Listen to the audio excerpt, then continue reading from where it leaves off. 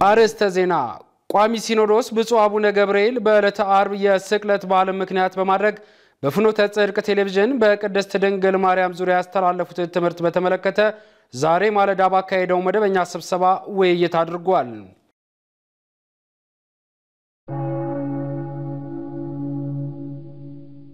በመንፈሳዊና በስጋዊ ሕይወታችሁ ቅድስት ቤተክርስቲያንን የሚያስከብር ተግባር ልትፈጽሙ ይገባል ሲሉ ብፁዕ ወቅዱስ አቡነ ማትያስ አሳሰቡ።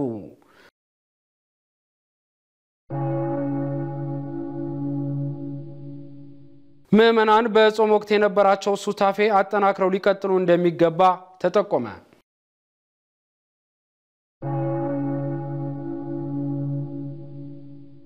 ሰላም ጤና ይስጥልኝ እንደምን አምሽታችኋል የተከበራችሁ ተመልካቾቻችን የዕለተ ረቡዕ አብይ የዜና መርሃ ግብር አርዕስተ ዜናዎችን በማስቀደም ጀመርን። ዜናዎቹን ወደ እናንተ ማድረሱ በኩል ሄኖክ ደስ ያብራችሁ የሚሆነው ከዜናዎቹ ጋር አብራችሁኑ ነው። ቋሚ ሲኖዶስ ብፁዕ አቡነ ገብርኤል በዕለተ ዓርብ የስቅለት በዓል ምክንያት በማድረግ በፍኖተ ጽድቅ ቴሌቪዥን በቅድስት ድንግል ማርያም ዙሪያ ያስተላለፉትን ትምህርት በተመለከተ ዛሬ ማለዳ ባካሄደው መደበኛ ስብሰባ ውይይት አድርጓል። በብፁዕነታቸው የተላለፈው ትምህርት ዝርዝር ሁኔታውን በመመርመር ውሳኔ ለማስተላለፍ ይቻል ዘንድም ሁሉም የቋሚ ሲኖዶስ አባላት በመላት በተገኙበት ቀጠሮ መያዙ ተገልጿል። በተያያዘ ዜናም በሮም ካቶሊክ ቤተክርስቲያን መሪ በሆኑት በብፁዕ ወቅዱስ ፖፕ ፍራንሲስ ሥርዓተ ቀብር ላይ ብፁዕ አቡነ ዲዮናሲዮስ ብፁዕ አቡነ ሪያቆስ ዘአውሮፓ ቤተክርስቲያናችንን በመወከል እንደሚገኙም ተወስኗል። መረጃው የኢትዮጵያ ኦርቶዶክስ ተዋሕዶ ቤተክርስቲያን የሕዝብ ግንኙነት መምሪያ ነው። በመንፈሳዊና በስጋዊ ሕይወታችሁ ቅድስት ቤተክርስቲያንን የሚያስከብሩ ተግባራት ልትፈጽሙ ይገባል ሲሉ ብፁዕ ወቅዱስ አቡነ ማትያስ አሳሰቡ። ቅዱስነታቸው ይህን መልእክት ያስተላለፉት 215 አዳጊ ህፃናትና 105 መነኮሳያት በሚኖሩበት ሰበታ ጌቴሴማኒ የእናቶች ገዳም በመገኘት የ2017 ዓ.ም የትንሣኤ በዓልን ከገዳማውያኑ ጋር በጋራ ባከበሩበት ዕለት ነው። ዘገባውን አደረሰን የኢትዮጵያ ኦርቶዶክስ ተዋሕዶ ቤተክርስቲያን መገናኛ ብዙሃን ነው። ኤልሳቤት ቤተ በተከታይነት ታቀርበዋለች።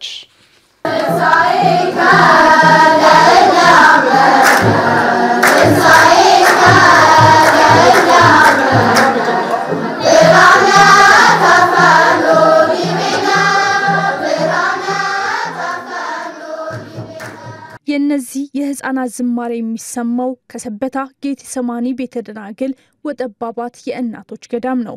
ምስረታው በአጼ ኃይለ ሥላሴ ዘመነ መንግስት በ1953 ዓ.ም በባለቤታቸው በእቴጌ መነን አማካኝነት እንደሆነ ይነገርለታል። በሰበታ ከተማ የሚገኘው የኢትዮጵያ ኦርቶዶክስ ተዋሕዶ ቤተክርስቲያን ሀብት የሆነው የሰበታ ጌቴሴማኒ የእናቶች ገዳም በገዳሙ ወላጆቻቸውን በሞት የተነጠቁ ህፃናት የሚገኙ ሲሆን ቅድስት ቤተክርስቲያን ከምታከብራቸው አበይት በዓላት መካከል የልደትና የትንሣኤ በዓልን አስመልክቶ ቅዱሳን አባቶች በዚህ ታላቅ ገዳም በመገኘት መነኮሳቱንና ህፃናቱን ይባርካሉ። ዛሬም እንደ ትላንቱ ሁሉ ብፁዕ ቅዱስ አቡነ ማትያስ ቀዳማዊ ፓትርያርክ ርዕሰ ሊቃነ ጳጳሳት ዘኢትዮጵያ ሊቀ ጳጳስ ዘአክሱም ወዕጨጌ ዘመንበረ ተክለ ሃይማኖት ብፁዓን አበው ሊቃነ ጳጳሳት የብፁዕ ቅዱስ ፓትርያርክ ልዩ ጽሕፈት ቤት እንዲሁም የጠቅላይ ቤተ ክህነት የሥራ ኃላፊዎችና ሰራተኞች በገዳሙ በመገኘት እንኳን ለ2017 ዓ.ም የትንሣኤ በዓል አደረሳችሁ ብለዋል። በዕለቱም የዳውሮና ኮንታ ከምባታ ሀላባ ጠምባሮ አህጉረ ስብከት ሊቀ ጳጳስ ብፁዕ አቡነ ጢሞቴዎስ በዚህ ታላቅ ገዳም የመሰረተ ልማት ስራ እንዲከናወን ብፁዓን አባቶች የራሳቸውን አሻራ ማኖራቸውን ተናግረዋል። እንግዲህ ይህ ቦታ እድለኛ ቦታ ነውና ሁልጊዜ አባቶች የማይጠፉበት የሚጸለይበት ሁልጊዜ ደግሞ አባቶች መመሪያ እየሰጡ የሚሄዱበት በአጠቃላይ ቦታው ቦታችን ነው፣ ልጆቹ ልጆቼ ናቸው በማለት ሁሉን ነገር ትተው በዚህ በመካከላችን ተገኝተው እየባረኩን ነው። አሁን ላይ በገዳሙ 215 አዳጊ ህፃናትና 105 መነኮሳያት ይገኛሉ። በዕለቱም ብፁዕ ቅዱስ አቡነ ማትያስ በመንፈሳዊና በስጋዊ ሕይወታችሁ ቅድስት ቤተክርስቲያንን የሚያስከብር ተግባር ልፈጽሙ ይገባል በማለት በገዳሙ ለሚገኙ አዳጊ ህፃናት አባታዊ መመሪያ ሰጥተዋል። በዚሁ ገዳም ያደጋችሁ በመንፈሳዊውም በስጋዊውም ትምህርት እየሰለጠናችሁ ታርጋላችሁ ታደላችሁ ናችሁ በእውነቱ ገዳሙ ከዕለት ተዕለት ከሚያከናውናቸው መንፈሳዊ ተግባራቱ ባሻገር የአካባቢውን ማህበረሰብ ጭምር ተጠቃሚ በማድረግ 1500 ተማሪዎችን የያዘ ትምህርት ቤትና በርካታ የልማት ስራዎች በማከናወን ገቢውን ለማሳደግ እየተጋ ይገኛል። ይሁን እንጂ ገዳሙ ከዚህ ቀደም ሲገለገልባቸው የነበሩ የካህናት መኖሪያ የዕደ ጥበብ ማምረቻና ወፍጮ ቤት እንደፈረሱበት መረጃዎች ይጠቁማሉ። በገዳሙ ላይ የሚስተዋሉ ችግሮች እንዲቀረፉ ጠንካራ ስራዎች መሰራት ይኖርበታል ሲሉ ቅዱስ ፓትርያርኩ መልእክት አስተላልፈዋል። በየምክንያቱ ትንሽ ችግር ይደርሳል እዚህ ገዳም እና ያው እኛም በምንችለው ጥንቃቄ ለማድረግ እንሞክራለን። ምዕመናን በጾም ወቅት የነበራቸውን ሱታፌ አጠናክረው ሊያስቀጥሉ እንደሚገባ ተጠቆመ። ታላቁ የአብይ ጾም መጠናቀቁን ተከትሎ ካህናት አባቶችም እገዛቸው ተጠናክሮ መቀጠል እንዳለበት ተመላክቷል። ናኦም ገብረኪዳን ኦርቶዶክሳውያን ከአለባበሳቸው ጀምሮ ውጫዊ አቋምም ሆነ አጠቃላይ ህይወታቸው በማናቸውም ጊዜና ቦታ ሁሉ የቅድስት ቤተክርስቲያንን ልጅነት ሊገልጡ እንደሚገባ ዘወትር አባቶች ያስተምራሉ። ለመሆኑ የአንድ ክርስቲያን ህይወት እንዴት ይገለጻል ስንል መምህር ዮናስ ታደሰን ጠይቀናል። እግዚአብሔርን ማወቅ አለበት። እግዚአብሔርን ከመፍራት መጀመር አለበት ማለት ነው። በእግዚአብሔር ፈቃድ የሚኖር መሆን አለበት። አንድ ክርስቲያን ህይወቱ ምን መምሰል አለበት ካልን ወይም ክርስቲያን የሚሸት ህይወት ለመኖር የሚሻ ከሆነ የእግዚአብሔርን ትእዛዝ የሚፈጽም በእግዚአብሔር ፈቃድ የሚጓዝ የሚመራ መሆን መቻል አለበት። አንድ ሰው ከእግዚአብሔር ጋር የሚኖረው ህይወት የጠበቀ ለማድረግ የሚያስፈልጉትን ተግባራት በየዕለቱ ላለመፈጸሙ አመላካች ምክንያቶችንም ጠቅሰዋል። አንደኛ በመንፈሳዊ ህይወት አለማደግ ነው። አንደኛው መጀመሪያው ችግሩ ወይም ተግዳሮት የሚሆንብን በስጋዊ ምኞት መያዝ በስጋ ፈቃድ መያዝም አንዱ ችግር ሊሆን ይችላል። ሌላው በእውነተኛ መንፈሳዊ ህብረት ውስጥ አለመኖር በእውነተኛ መንፈሳዊ ህብረት ውስጥ አለመኖርም አንዱ ነው።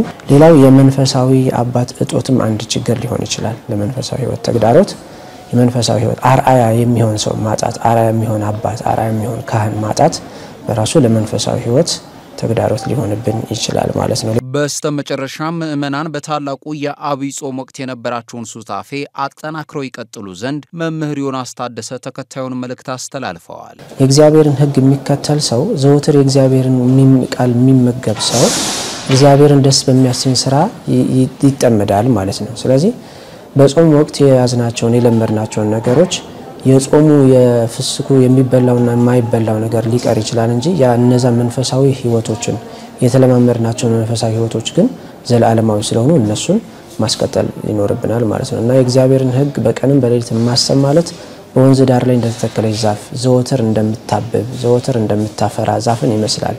የልቡ መሻትም ሁሉ ይከናወንለታል ነውና መንፈሳዊ ህይወት በእንደዚህ አይነት መንገድ መቀጠል አለበት። ለሰርግ ፎቶ ማስዋቢያነት በሚል የቅድስት ቤተክርስቲያን መገልገያ ንዋያተ ቅድሳትን መጠቀም አግባብነት እንደሌለው ተገለጸ። ለሰርግ ፎቶ ማድመቂያ ተብሎ መንፈሳዊ ክብራቸውን ባልጠበቀ መልኩ እንደ በገናና መቋሚያ ያሉ መሳሪያዎችን ለዚህ ተግባር መዋል ክርስቲያናዊ እሴት እንዳልሆነም ተጠቁሟል። ቤተ ማርያም ተምትሜ ዝርዝር አለው። ከቅርብ ጊዜ ወዲህ አዲስ ትዳር የሚመሰርቱ ተጋቢዎች ለሚያከናውኑት የፎቶ መነሳት ስርዓት የቅድስት ቤተክርስቲያን መገልገያ ንዋያተ ቅድሳትን አለአግባብ ሲጠቀሙ ይስተዋላል። መንፈሳዊ ክብራቸውን ባልጠበቀ መልኩ ለፎቶ መነሻ ግብአትነት የሚውሉ ንዋያተ ቅድሳት እንደ በገና መቋሚያ ያሉ መሳሪያዎች ለዚህ ተግባር መዋላቸው ተገቢ ያለመሆኑን ከጣቢያችን ጋር ቆይታ ያደረጉ መምህር ይናገራሉ። ስርዓተ ተክሊል ሲያደርጉ ተጋቢዎች ጸናጽል ይዘው ይነሱ የሚል የለ፣ መቋሚያ ይዘው ፎቶ ይነሱ የሚል የለም። ከሌለ ከየት መጣ? ስለዚህ እንግዳ በሆነ ነገር እየተሳብ መስመራችንን እየለቀቅን ያለ ነው ማለት ነው እና ተገቢ አይደለም። ስለዚህ ተጋቢዎች ሙሽሮች የቤተ ክርስቲያን ልጆች ለሥርዓተ ቁርባን በቅተው እግዚአብሔር ፈቅዶላቸው ሥርዓተ ተክሊል ከፈጸሙ የበለጠውን ነገር አግኝተዋል እና መጠየቅ አለባቸው። ደግሞ እንደው ተገቢ ነው ይህን ነገር ሰዎች ሲያደርጉ አይቻለሁ እኔ ስላድርገው ብሎ አባቶችን መጠየቅ ነው እንጂ እንደው ሳይጠይቁ ሌላ ነገር ማድረግ ተገቢ አይደለም። ለሰርግ ፎቶ ማድመቂያ ብቻ ተብሎ መንፈሳዊ ክብራቸውን በዘነጋ መልኩ እነዚህንና መሰል ተግባራት መበራከታቸው ቤተክርስቲያንን መንቀፍ ለሚፈልጉ አካላት በር መክፈት እንደሚሆኑም መምህሩ አክለዋል። ከኛም አይተው ሌሎችም የእምነት ተቋማት እየተጠቀሙበት ነው ያሉት ማለት ይሄን ነገር። ስለዚህ በር ከፋችነቱ በጣም ሰፊ ነው። እኛ ራሳችን ያላከበርነውን ነገር ሌላ ሰው እንዴት ሊያከብርልን ይችላል? ስለዚህ ሌሎች ሰዎችም የቤተ ክርስቲያኗን ንዋየ ቅድሳት እየተጠቀሙበት ነው። ያው ማህበራዊ ሚዲያችን ብዙ ነገር ያሳየን የለ በተለያዩ ቦታዎች የቤተ ክርስቲያኗን ንዋየ ቅድሳት አላስፈላጊ ነገር ውስጥ እየዋሉ ነው ያሉት ማለት ነው። እና ስለዚህ የኛ የቤተ ክርስቲያን ልጆች አማኞች በአግባቡ ነገሮችን ባለመከወናችን ለባዕድ ወይም ደግሞ ሌሎች ሰዎችም ይህንን ንዋያት እየተጠቀሙበት ነው ያሉት ማለት ነው። ስለዚህ ለውጭም ወይም ደግሞ ሌላ ችግርም ዳርጎናል ማለት ነው። መምህሩ በመጨረሻም ኦርቶዶክሳውያን ተጋቢዎች የሰርግ ስነ ስርዓታቸው ስርዓተ ቤተ ክርስቲያንን ባልጣሰ መልኩ ሊያከብሩ እንደሚገባም መልእክት አስተላልፈዋል። ሁለትነት ቀርቶ አንድነት የሚሆንበት ምስጢር ስላለ ለሾው አፕ በሚመስል ለታይታ ወይም ደግሞ ለተርእዮ በሚመስሉ ነገሮች ሳንሳብ እግዚአብሔራዊ መለኮታዊ ማዳኑ የተገለጠበትን የክርስቶስና የቤተ ክርስቲያን ህብረት የተገለጸበትን ጋብቻ በአግባቡ ብንይዘው መልካም ነው ብዬ አስባለሁ። ምናልባት እዚህ ላይ ፎቶ መነሳት ተከልክሏን የሚል ነገር እንዳይወስዱ ሰዎች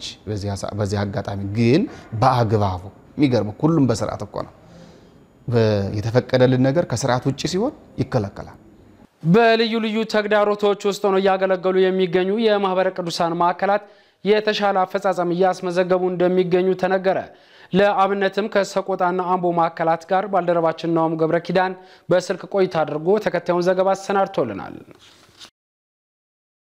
በአንደኛ ሩብ ዓመት አፈጻጸሙ 45.7 የነበረው የአምቦ ማዕከል የ6 ወራት አፈጻጸሙ 70.71 ከፍተኛ የምርመራ ውጤት ያሳያል። በተመሳሳይ 70.32 የአንደኛ ሩብ ዓመት አፈጻጸም የነበረው የሰቆጣ ማዕከልም በ6 ወር አፈጻጸሙ 66.14 መካከለኛ የምርመራ ውጤት ያመላክታል። ይህንኑ በተመለከተ የማዕከላቱ አገልጋዮችም ለሌላው ተሞክሯቸውን እንደሚከተለው አጋርተዋል። በዚህ በ6 ወር ምንፈጽም የተሰጠን ተግባራት ኦልሞስት ደህና ናቸው። ሙሉ ለሙሉ በሚባል ደረጃ ተፈጽመዋል። በዚህ ባለፉት 6 ወር ውስጥ በየሀገረ ስብከታችን ውስጥ የሚገኙ ሰባኪያንን ከየወረዳ ላይ ሰብስበን የአምቦ አምጥተን ስልጠናዎችን በተደጋጋሚ ሰጥተናል። እሱ እንደ ጥሩ ነገር ማንሳት እንችላለን። በየአካባቢው የሚገኘው ነባራዊ የሰላም ሁኔታ ለአገልግሎታቸው ተፈጻሚነት ተግዳሮት መሆኑን ኃላፊዎቹ አንስተዋል። ያው እኛ በጣም እንቸገርበት የነበረው የመጀመሪያው ተግዳሮት ያው የበጀት ነው የምንቸገር የነበረው። ሁለተኛው ነገር ደግሞ አካባቢው የዚህ የሰሜን ጦርነት ዳፋ ቀምሶ የነበረ ስለሆነ እሱም አካባቢ ትንሽ ቻሌንጆች ነበሩ። የመጀመሪያው ያው አመለካከት ነው። በተለይም አምና በህዝቡ መካከል ላይ የተፈጠረው ከዚህ ወቅታዊ ጉዳዮች ጋር ተያይዞ እኛ አካባቢ ላይ ትንሽ የተንሰራፉ ማህበራት አሉና ስለዚህ እነዛ ማህበራትን ህዝቡ መካከል ሰራጩ የበተኑ አንዳንድ ጥሩ ያልሆኑ አመለካከቶች ነበሩ።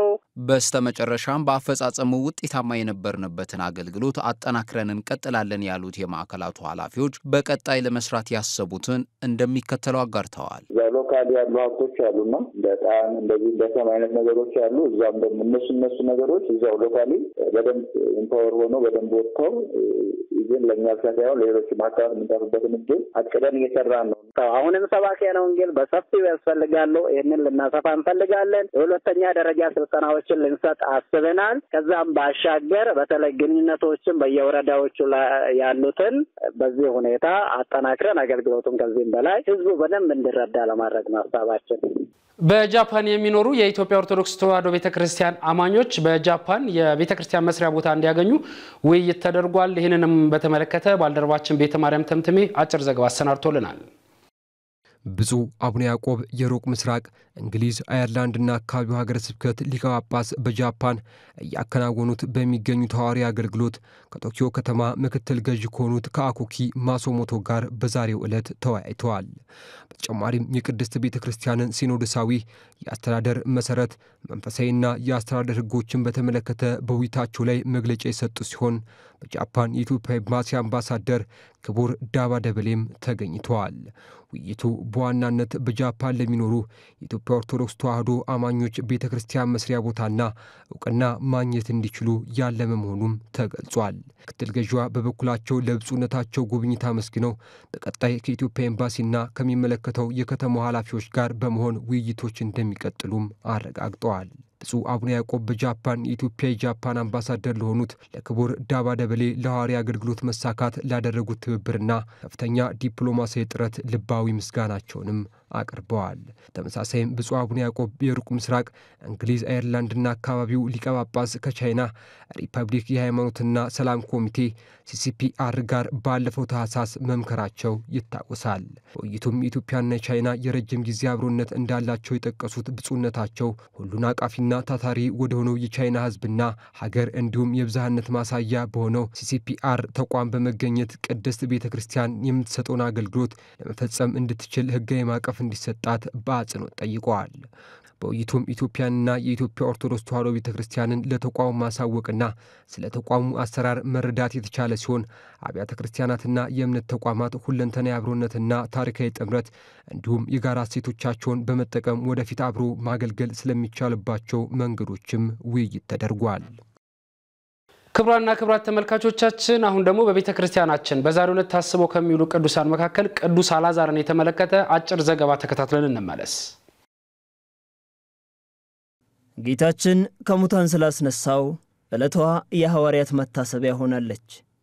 በሀገረ ቢታንያ ከእህቶቹ ማርያምና ማርታ ጋር ይኖር ነበር ቅዱስ አልዓዛር። የአልዓዛር ሦስቱም እህቶቹ ድንግልናቸውን ጠብቀው ጌታችንን እያገለግሉት ነበርና አልዓዛርን ከ72ቱ አርድእት ማርያምና ማርታን ደግሞ ከ36ቱ ቅዱሳን አንስት ቆጥሯቸዋል። በወንጌል ጌታችን ዘንድ ተወዳጅ የሚያደርጋቸውን ሥራ ይሰሩ ነበር። ቅዱስ መጽሐፍ እንደነገረን ጌታችን በእነ አልዓዛር ቤት በእንግድነት ይስተናገድ ነበር። በመጨረሻዋ ምሴተ ሐሙስም ቅዱስ ሥጋውንና ክቡር ደሙን ለሐዋርያት ያቀበላቸው በእነዚህ ቅዱሳን ቤት ውስጥ ነው። ከዕለታት አንድ ቀን ቅዱስ አልዓዛር በጽኑ ታሞ ያርፋል። ቅዱሳን እህቶቹ ማርያምና ማርታ ከታላቅ ለቅሶ ጋር ዕለቱኑ ቀብረውታል። አምላካችን ኢየሱስ ክርስቶስ አልዓዛር ባረፈ በአራተኛው ቀን ወደ ቢታንያ ደረሰ። ማርታ ቀድማ ወጥታ ከእንባ ጋር ተቀበለችው። አዳም ወዴት ነህ ያለው የአዳም ፈጣሪ አልዓዛርን ወዴት ቀበራችሁት ብሎ ጠየቀ። ቸርነቱ ባህሪው ያራራዋልና ማርያም ስታለቅስ ባያት ጊዜ አብሯት አለቀሰ። ከዚያም በባህሪ ስልጣኑ አልዓዛር አልዓዛር ብሎ አልዓዛርን አስነሳው። ይህች ተአምርም በአይሁድ ዘንድ ግርምት ሆነች፣ ለጌታም የሞት ምክንያት አደረጓት።